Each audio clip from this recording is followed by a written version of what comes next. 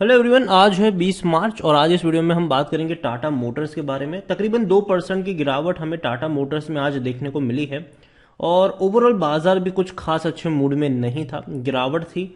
और देखा जाए तो टाटा मोटर्स पिछले कुछ दिनों से प्रेशर में ज़रूर है, गिरावट देखने को मिल रही है। वीडियो में बातचीत करेंगे कि टाटा मोटर्स खरीदारी के मौके बन भी रहे हैं या फिर और फर्दर करेक्शन हमें देखने को मिल सकता है।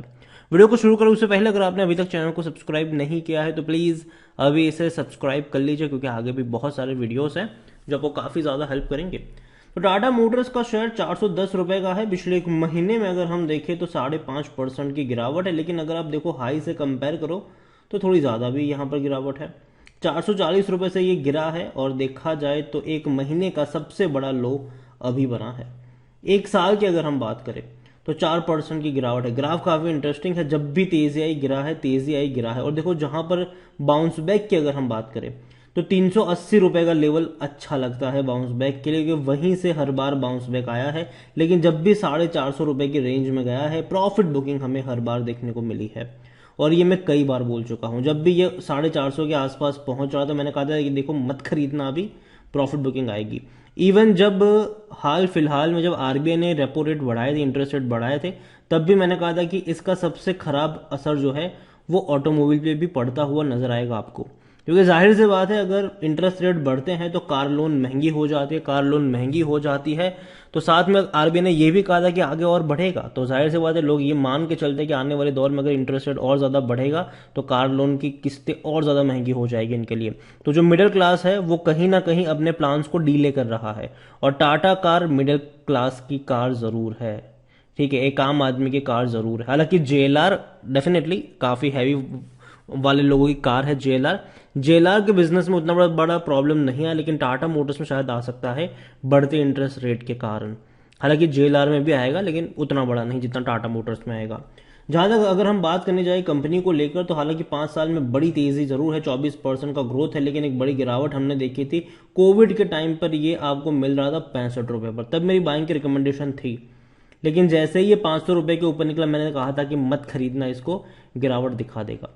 इवन मैंने हर बार कहा था कि 450 रुपये का रेंज मुझे पसंद नहीं आ रहा है, क्योंकि हर बार वहां से गिरावट आती है तो वो रेंज अच्छा नहीं है। लेकिन 380 रुपये का रेंज मुझे अच्छा लग रहा है यहाँ पर बाइंग के लिए, इनिशियल बाइंग के लिए 380 रुपये का रेंज मुझे लगता है कि हाँ वो एक बेटर रेंज हो सकता है। टाटा मोटर की वेबसाइट है कंपनी की, अगर हम बात करें तो कंपनी फोर व्हीलर्स की बात करें, पैसेंजर व्हीकल्स की बात करें, कंपनी बड़े पैमाने पर वहां पर काम कर रही है। ईवी की हम बात करें या फिर डिफेंस की भी अगर आप बात करें तो डिफेंस का भी बहुत बड़ा प्रोडक्ट पोर्टफोलियो है इनका। डिफेंस का भी काफी बड़ा प्रोडक्ट पोर्टफोलियो है इनका और ये बड़ी बात है, ठीक है। इंडियन आर्मी के भैया मिलिट्री प्रोडक्ट आपको देखने को मिल जाएंगे, ट्रक्स वगैरह, ये टाटा मोटर्स के इस्तेमाल होते हैं वहां पर। तो ये भी एक अच्छी बात है कि भैया पैसेंजर व्हीकल्स भी है, नॉर्मल कार्स भी है, हैचबैक से लेकर एसयूवी तक भी है। और सबसे बड़ा कंपनी का जो फ्यूचर प्लान है वो ईवी को लेकर है, इलेक्ट्रिक व्हीकल्स। और मुझे लगता है कि वहां पर अच्छे गेम चल रहे हैं। हालांकि आने वाले दौर में डेफिनेटली बड़ी बड़ी और कंपनियां भी घुसेगी ईवी वाले सेगमेंट में, लेकिन फिर भी टाटा मोटर्स वहां पे लीड कर रहा है अभी के वक्त में। तो वॉल्यूम काफी अच्छे रहे, काफी बड़ी क्वांटिटी में शेयर आज ट्रेड हुए, 1 करोड़ तक के वॉल्यूम हमें यहाँ पर देखने को मिल रहे हैं। कंपनी में अगर आप देखोगे तो मोतीलाल ओसवाल की खरीदारी की रिकमेंडेशन है, 540 रुपये का टारगेट है। According to money control user 17% लोग कह रहे हैं कि बेचो, बाकी हर कोई कह रहा है खरीदो, खरीदारी करी है तो बने रहो। कंपनी को लेकर अगर हम देखेंगे तो डिविडेंड हालांकि पे नहीं कर रहा है, लेकिन कंपनी प्रॉफिट में आ चुकी है, ठीक है। तो हो सकता है कि आगे डिविडेंड पे करना शुरू करे, लेकिन चांसेस बहुत कम है, लेकिन उम्मीद करेंगे कि पे करना शुरू करे। बोनस की बात करें तो 1995 में आखिरी बार दिया था, उसके बाद कोई बोनस नहीं है। अब तक इनके रेवेन्यू देखो तो ऑलमोस्ट स्टेटिक थे। आप देखिए यहाँ पर ऑलमोस्ट स्टेटिक थे इनके रेवेन्यू, मतलब 2-2.5 लाख करोड़ के आसपास के थे। लेकिन 2022 में थोड़ा सा इंप्रूवमेंट आया है और 2023 फाइनेंशियल ईयर में एक बड़ी रफ्तार आपको देखने को मिल सकती है इनके रेवेन्यू में। 88,500 करोड़ के आसपास का इनका रेवेन्यू रहा था दिसंबर क्वार्टर में, जो इससे पहले 80,000 करोड़ से भी कम था और इससे पहले 72,000 करोड़ के आसपास का था। मतलब कि क्वार्टर ऑन क्वार्टर रेवेन्यू में बहुत बड़ी तेजी आई, बहुत बड़ी। और सबसे अच्छी बात यह है कि कंपनी प्रॉफिट में आई, और वो भी छोटा मोटा प्रॉफिट नहीं, 2,960 करोड़ के आसपास का प्रॉफिट, जो कि पिछले साल तक 1,500 करोड़ से भी ज्यादा का लॉस कर रहा था। एक्चुअली में देखा जाए तो लॉस उससे भी ज्यादा था। अगर हम बात करने जाए पूरे साल की तो फाइनेंशियल ईयर 2019 में तकरीबन 29,000 करोड़ के आसपास का लॉस था, 2020 में 11,000 करोड़ के आसपास का लॉस रहा, 2021 में 13,000 करोड़ के आसपास का लॉस रहा और 2022 में 11,000 करोड़ से भी ज्यादा का लॉस रहा। तो बड़े लॉसेस हो रहे थे इनको, लेकिन 2023 में चीजें बदल सकती है। यहां पर थोड़ा सा प्रॉफिट देखने को मिलेगा यहां पर, और 2024 में चीजें एकदम से उलट होगी, मतलब जो लॉस है उसकी जगह प्रॉफिट आपको देखने को मिलेंगे बड़े पैमाने पर। टाटा मोटर्स अगर देखा जाए तो भैया कंपनी का जो अकॉर्डिंग टू एनालिस्ट और टिकट टाइप एनालिस्ट अगर हम देखें तो 81% लोग कह रहे हैं खरीदारी करो। और शेयर होल्डिंग की अगर हम बात करें तो यहाँ पर प्रमोटर कौन है, टाटा ग्रुप है, टाटा सन्स कह लो आप। यहाँ पर 46.39% की होल्डिंग है उनकी, थोड़ी सी होल्डिंग गिरवी भी है 0.84%।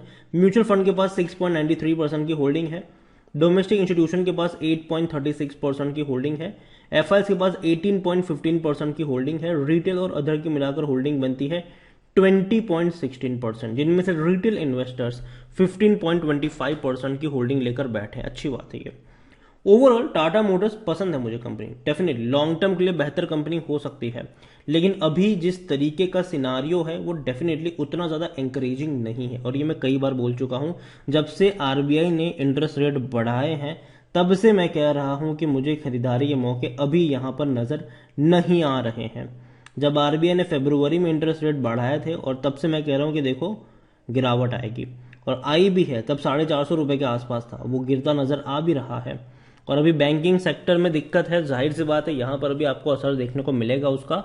और आने वाले दौर में अगर मान लो कि इंटरेस्ट रेट बढ़ते हैं, आरबीआई बढ़ाता है या फिर फैट्स बढ़ाते हैं, प्रॉब्लम आएगी। फैट्स बढ़ाएगा जेएलआर को दिक्कत आएगी, आरबीआई बढ़ाएगा तो भैया टाटा मोटर्स जेएलआर दोनों को दिक्कत आएगी यहाँ पर।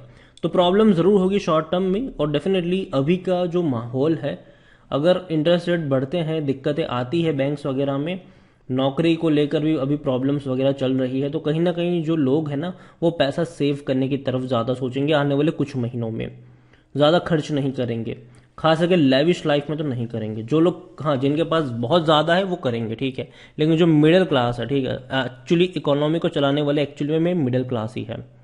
अगर मिडिल क्लास पैसा जेब से नहीं निकालेंगे ज़्यादा तो कहीं ना कहीं डिमांड में श्रिंक आएगा, तो कहीं ना कहीं शेयर प्राइस में, इनके प्रॉफिट्स में, रेवेन्यू में आपको गिरावट देखने को मिलेगी।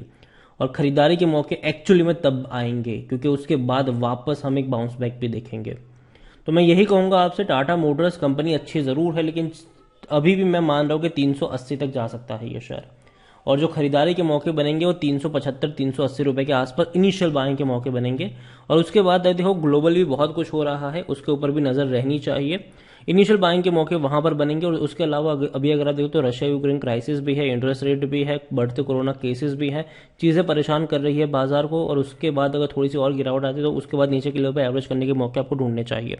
यही कहूंगा, कंपनी अच्छी ज़रूर है, लॉन्ग टर्म का आउटलुक है, डेफिनेटली कोई दिक्कत की बात नहीं है, रिकवर हो जाएगा, वक्त लगेगा लेकिन रिकवर हो जाएगा। लेकिन तब तक बॉटम कहाँ बनेगा ये कोई नहीं कह सकता है। तो आप ये कर सकते हैं कि 380 के आसपास जाए, थोड़ी सी क्वांटिटी ऐड करिए, बाकी की क्वांटिटी हर 30-40 रुपए की गिरावट में आप चाहो तो एवरेज करके चल सकते हो। उसके बाद वीडियो को यहीं पे एंड करूंगा। पसंद आया हो तो लाइक करो, शेयर करो, चैनल अगर पहली बार हैं तो प्लीज सब्सक्राइब करें। और टाटा मोटर्स के बारे में आप क्या सोचते हैं वो भी आप मुझे कमेंट में लिखकर बता सकते हैं। Thank you.